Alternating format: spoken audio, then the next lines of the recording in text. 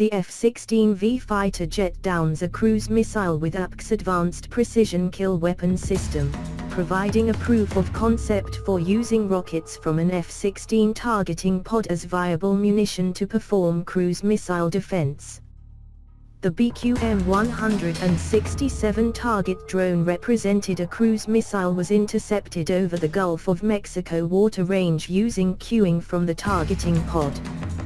Jet was loaded with 2 rocket pods which demonstrated shooting a small drone at low altitudes. APKWS is an advanced laser-guided rocket system.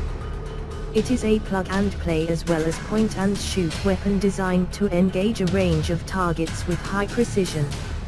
It can lock onto both moving and stationary targets from more than 3 kilometers away. It has a minimum of 1.5 to a maximum of 5 kilometers range.